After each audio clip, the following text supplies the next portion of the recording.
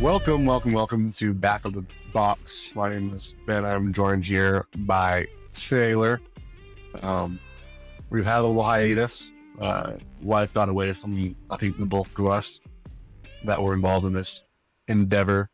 But we were back and we are giving our shot at video. We'll see how this goes. It's been the last hour of us futzing around with it, but I think we've got something working. Taylor, how you doing, bud? Good. How are you? I can't complain. Had a lovely shift yesterday out triage, and the respiratory season starting a little bit early. So that's fun. Yeah, it's Always killing get real busy here in the hospitals real quick. So RSV or what are we saying? a lot of just coughs. Nothing's really hit Predominantly. that I've heard. A lot of coughs, a lot of just standard fever and whatnot. We also had a really bad GI summer. Yeah. I think we're still getting some of that. We're still getting the tail end of that. So we'll see how that ends up here in the next, hopefully, a couple weeks. Yeah. But we also had school start, and that's always a Giant peach festering hole of germs. Yeah. So, Well, it is what it is. yeah. Anyway, let's get right off the get go. And we're going to kind of start treating this as a refresh. Taylor, what got you into healthcare? What was the draw? Why did you want to be in civil service? Because you started in law enforcement, but before that you started in EMS, right? So you got your EMT back in 2009. 2029? Okay. Yeah. What was the initial push? It was kind of stemmed from a teenage job of being a lifeguard. Kind of enjoyed, you get your first CPR class and you kind of enjoy it and doing little rescues in the pool and just kind of get drawn to it and enjoy it and just kept running with it. So I think that's where it first started. And then you went law enforcement because all the cool toys, right? Yeah. Well, I mean, The bat belt, so to speak. we've definitely seen a huge shift in the fire service right now because, as you know, a few years ago, it was really difficult to get jobs.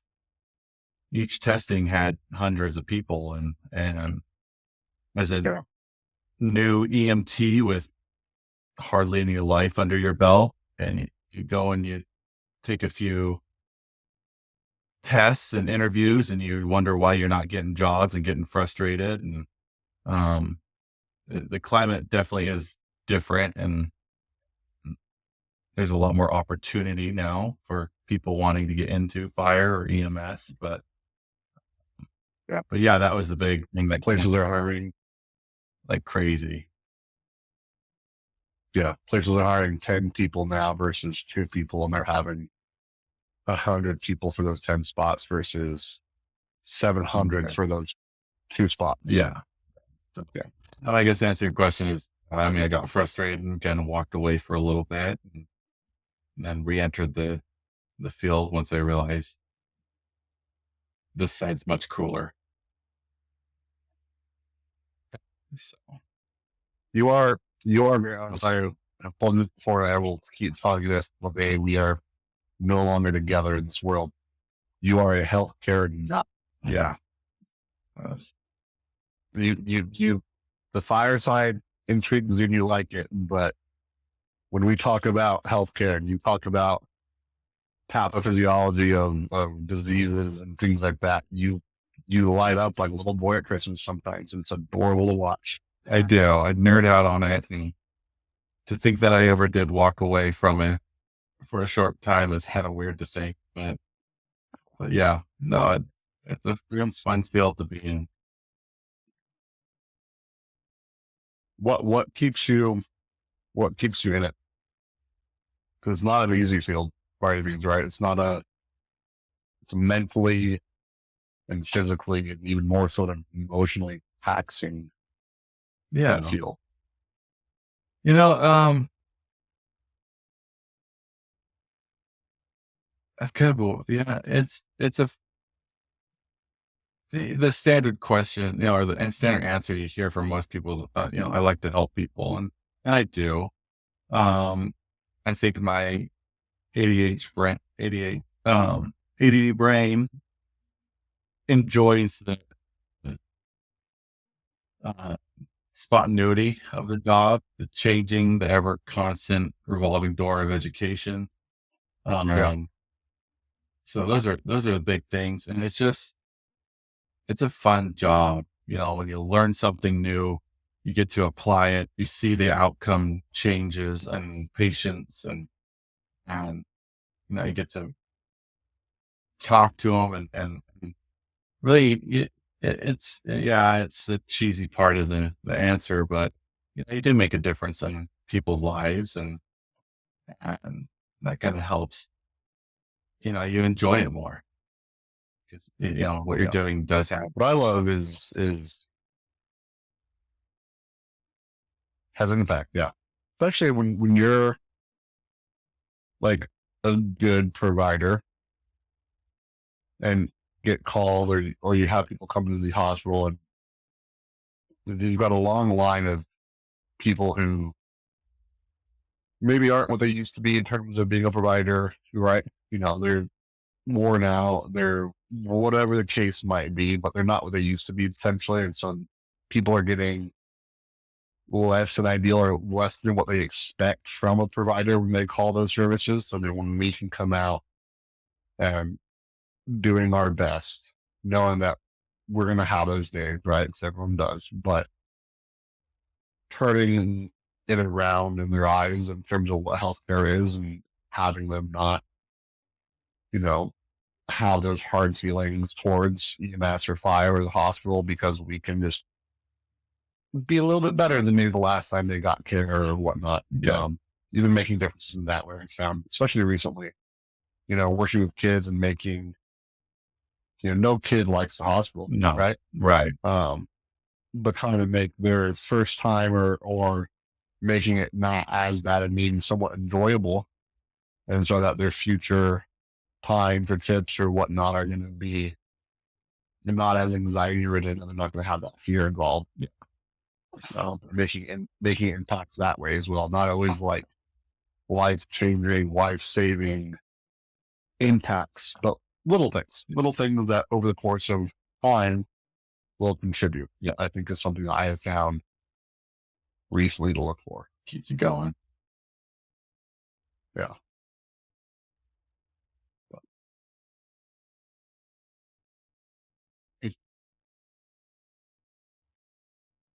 What's your why? Is it to help people? Oh, what's my why? I think it's a commonly joke that, why I do this is because it pays more than the post office. But, And we've talked before too. It's like, well, what's your why? What else am I going to do? yeah, what else am I going to We've been in this for 10 plus years. I don't know what to do. I don't know how to do anything else. Yeah, I don't know how to do anything else. To have a normal 9 to 5 schedule, it's just so foreign to me. I think it is that human connection at its core, and as cheesy as that might be. Um, Well,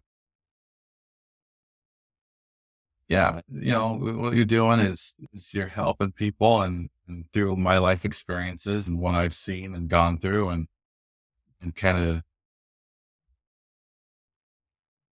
knowing what I needed at those times, and trying to be that person. So I,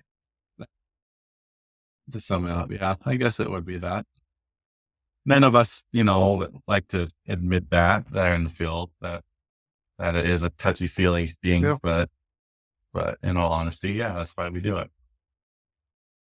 I mean, that's my why, right? It's especially with especially with peds. Peds was one of those things I went into it, and I think pediatrics is one of those fields or one of those areas in healthcare that scares a lot of people. A lot of Right. people. Yeah. Because they're different, they're small, they're somewhat unpredictable at times, right? Yeah. And it's ever evolving, ever changing world of pediatrics. Yeah. And it was definitely one of those things that scared really anything that couldn't communicate with me scared me. Yeah. Right. So kids, patients of like special populations. So anybody who couldn't cognitively communicate and tell me what was wrong, I didn't like. It scared me. It was intimidating, especially early on in baby Ben EMT days. But working with kids is one of those things I think in a lot of ways, so this, Taylor, but for those, my mom passed away 3 years ago. And she ran a daycare for about 18 years out of her house. Like that's what she did. She was through and through a mother. She was everyone's mom, took care of dozens of kids throughout her career. And like all of our college friends growing up, she was mom number 2 to all of them. And in a lot of ways, I didn't really figure this out until time after the fact, but like it's my way of continuing on what she did. Right? I can't run a daycare. No one's going to let this watch their kids for 12 hours a day. Yeah. It's just not going to happen. Yeah. Right? But to quote Liam Neeson, I do have a very specific set of skills, and I'll utilize them, and I can, help in other ways, and by working with kids in that way is kind of my way of honoring her. So, kind of takes away and moves toward less of a helping the general public, but more keeping my mom's legacy alive in my own way. So, that's my big driving force. You have a friend. I do. And she's go on. Yeah. I know when we teach pediatrics, it's a very much I guess it's a scary subject. I remember when I started at the Children's Hospital years ago. I look back now, I should have been more scared than I was. At the time, I was kind of too dumb to know what I was stepping into. And I thought, I had been. There's also a very different role. There's also a very different role as a tech, right? Yeah. We went in as critical care techs, where you don't have the same fear, especially going in thinking, "Oh, I'm just a care tech." You didn't realize how much of part of the team you are in that process until you're actually in it. Yeah. Yeah. You don't realize that. You don't know what you don't know. And I thought, yeah, everyone has that confidence boost when they leave EMT and you get a year or 2 under your belt. And I would say that's almost kind of the most dangerous time as an EMS professional is that 1 to 2 year guy. Because you think you kind of get in the groove of things, you know what you're doing, and you might put yourself in situations where you're like, oh, you just don't know what you don't know. I was in the same category of stepping. I'm like, oh, they're just little adults, they're just little bodies. And lo and behold, you just learn that it's a whole different physiology, a whole different ballpark. They're almost like a whole different 100%. species of patient. So, but at the same time, they're not, right? Yeah. Like, and it's a weird thing to say. Like, when you look at them and they are different. Like, there's so many things about them that are different. They adapt differently. They compensate differently. Mm-hmm. And we can get into pediatrics at a later date, way more in depth. But while yes, they are different, and they're not just teeny adults. if you boil it down to nuts and bolts, like they still have to breathe, right? They still need heart rates. They still like the life saving measures and the things they need are still there. Yeah. Right. And I think if you simplify it more so and you just take a step back and realize, hey, my ABCs, my air, breathing, circulation here still applies. Yeah. You know, they might be a little bit more reliant on some aspects of it versus, you know, things might change in that regard versus kids to adults, but ABCs are still ABCs. Yeah, that's very true. I think a lot of times we do get in that You know. mindset of they are so different, but they're not. So Yeah. that's just different kind of world. Yeah.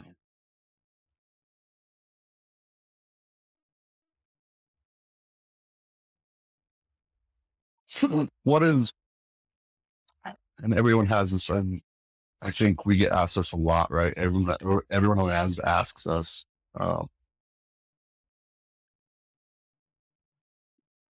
what's the craziest thing you've ever seen? Right. And I love you ask then healthcare providers, right? Yeah. And everyone has like a different response to that question because everyone's like, oh, you don't want to know what the craziest thing, you can't handle the craziest thing I've seen, kind of, you know, like there's always that kind of Mentality. answer for some people, which I find very funny in a lot of ways. Yeah. Because like there's what we would deem crazy. I think that's different for everybody versus what they usually actually want to hear is just some crazy, wild, Yeah. out of the box story of like, you know, some once in a lifetime thing that no one ever sees or that you'll ever see on TV kind of thing, right? That's kind of crazy. Yeah. Versus, I think some EMS providers take that question and like beam it towards like the saddest or the like most gruesome, heart wrenching thing or traumatic things they've seen. I don't know if that's going to say what these non-healthcare providers are wanting or looking for. Yeah. But I pose that question to you now. What is the craziest thing you've seen in your EMS career? Yeah. And you're right. That's an interesting question. I know that for a lot of places that has kind of become a very taboo, like you just don't ask providers, like, don't have them relive whatever. I don't think that, like, especially when our students ask that question, there's no ill will behind it. It's No. What can I expect to get into and that. And so, because I know that, and there may be another topic for another day, but mental health is such a big, elephant in the room when it comes to EMS. It's that unspoken thing. And like you said, there's two approaches to it. One, they don't want to talk about it and they don't want to, and that's their right. They don't, people who have experiences don't have to. And I kind of see the other half of that where a lot of providers would use their trauma as they put it on a shelf like a trophy, and you can't talk to me until you've done this or you've seen this or that. And, if you can't be here and you can't handle it. And I think we really need to move away from that mentality. So just, going over that question itself though, if you're getting into EMS or you're starting that, it's okay to ask these questions if you're trying to figure out how to take care of your mental health and how see other people are doing it and how they've gone through these experiences. The other thing I'll say, especially in the hospital, is we use it as bonding, right? Trauma bonding is a thing, You do, right? Mm-hmm. And there are stories that we will live and they will be able to be lived out in infamy for as long as we all work there. And probably once a month, they're coming back up because something reminds us, and I'm tapping my partners on the shoulder going, hey, remember that night when we did this and that and this and the other? And we relive them because they are just as horrible as they are crazy, wild stories. And part of it is as asinine as it is to say, like being in healthcare and being in wanting to help, like being in those situations is also kind of what gives us not purpose. So I don't think that's the right word to use, but like it kind of gives us another push. And I keep going, like you just did this. Yeah. No matter what the outcome was, You can handle it. like that was something, right? Yeah. And now we kind of want to, okay, well, let's keep working. So I want to do more of that kind of stuff. Yeah. People call it like trauma junkies all the time and whatnot, Mhm. and not, that's not what we necessarily are. No. But when you're pushed to do hard things, you want to keep doing hard things, right? Yeah. Like that's why people go to the gym. They and it's kind of a similar aspect of if we get these gnarly calls and these really critical patients, and we do what we do, and we utilize parts of our brain that we don't utilize day to day. And when that happens, I think we get that little bit of a high of, oh, I want to do that again. I want to think the way I was thinking and utilize my brain and be in those situations where it's so fast paced and moving and adrenaline's going and all these other things. And they don't happen all the time. So when they do happen, it's like now we're kind of chasing that because we like that, but that dopamine hit we got from doing what we're doing, the adrenaline and everything else. Yeah.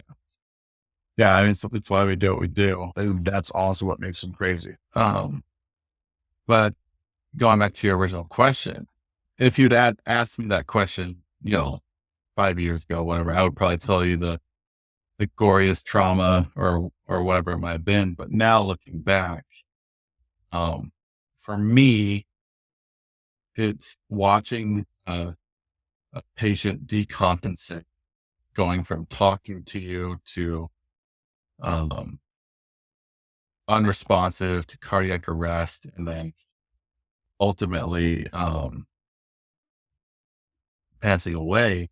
Watching that and over the course of a transport is probably the craziest thing I have seen, especially because, you'll leave school, you have this huge toolbox of things. And I know in a lot of our scenarios that we teach students and that, like, you save the patient. That's what you do.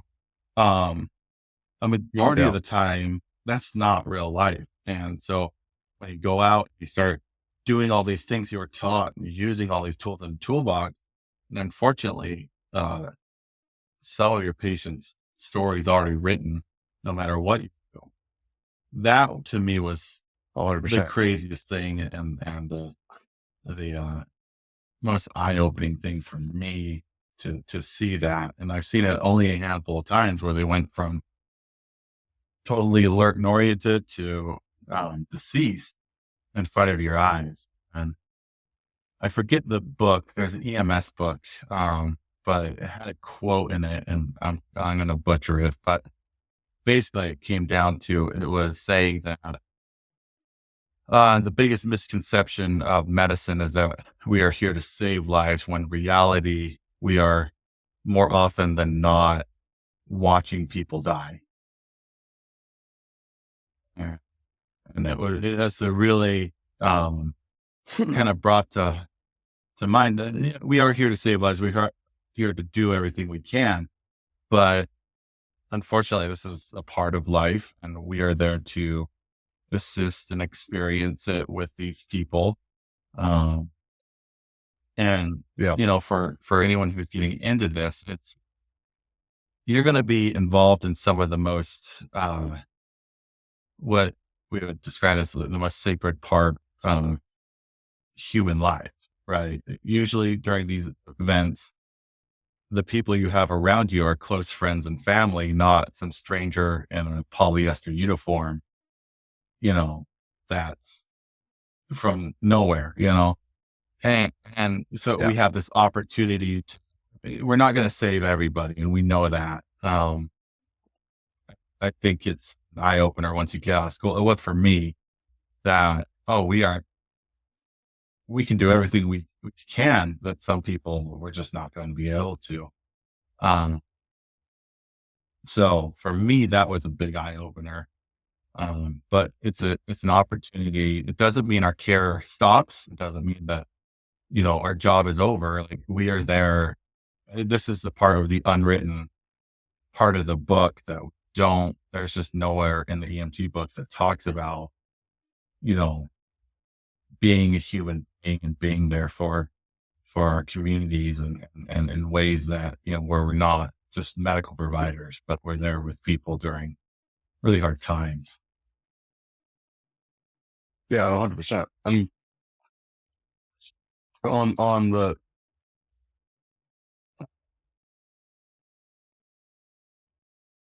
I'm not sure what's that on that actually. Yeah, I know I was going to go completely different. it circles route with that, around. but Yeah, that's weird. it wasn't weird at all. It was great. I think that's also why it's hard. I think that's depending on how that situation like plays out. Also does a lot in terms of how we do as individuals and coping and handling that kind of stuff. Um, I know that some of the craziest things that I've seen, kind of going back to that whole thing of, is not necessarily like the horrible thing that you see. Like your craziest thing, and I love this is how we've changed as time as we've progressed through our medical world, and this is what I love seeing as well. Especially with me and you, we've known each other now for quite a few years. Is both of us have gone from the craziest things we've seen being these weird traumas or things like that to now, I think both of us really are the most craziest things or whatever however you want to phrase it, being medical based. Yeah. Awesome. Right. Wow. And you're talking about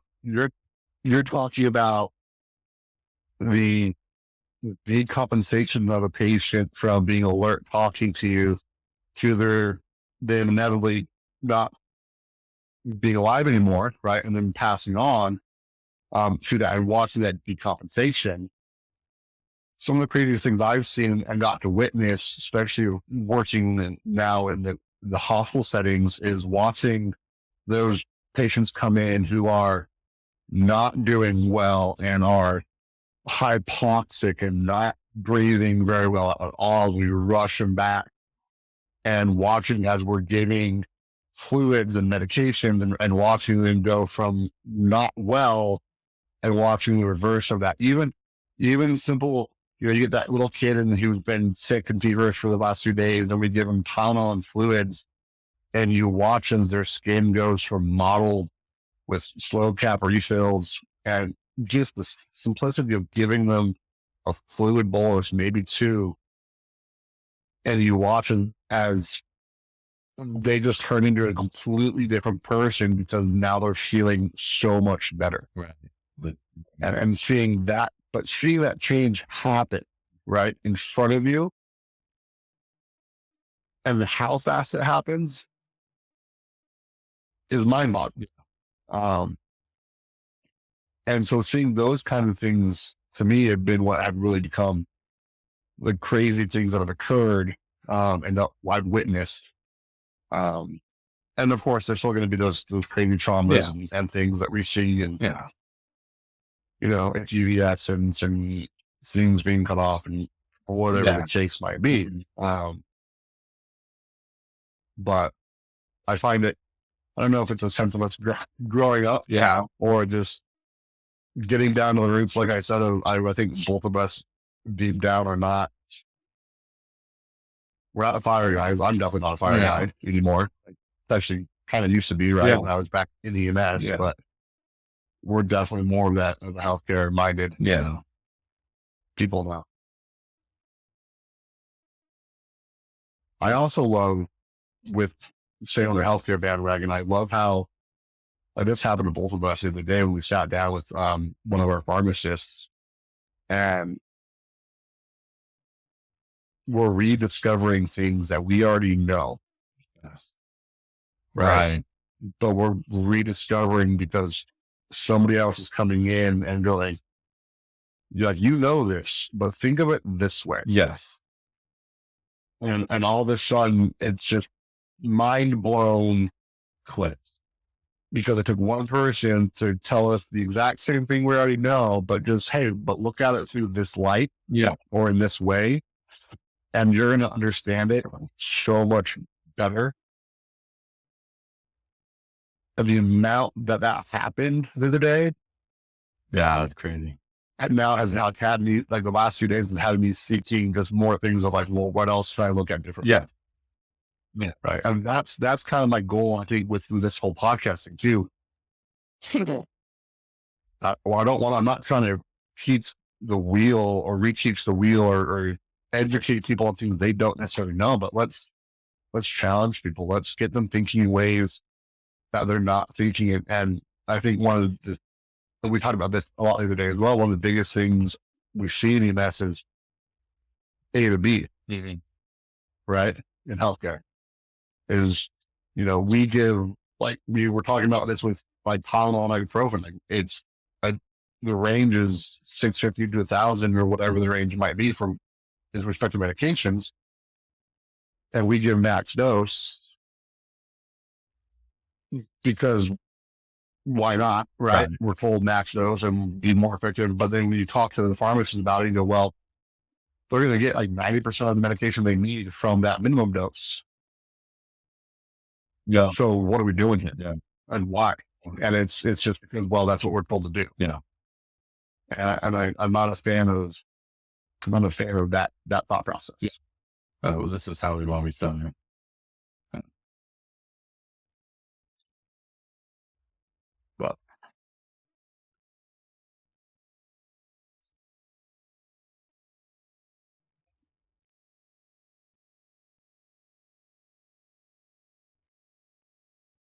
you got anything for me? No, that was kind of a reintroduction, I guess, just kind of saying that our goals for this are just, how can we help out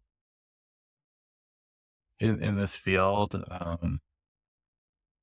Like I said, I mean, you're kind of in the middle of our careers and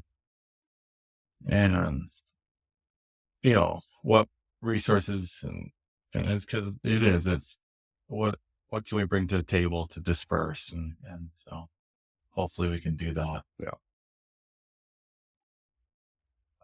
No? Yeah, I don't think we're going to.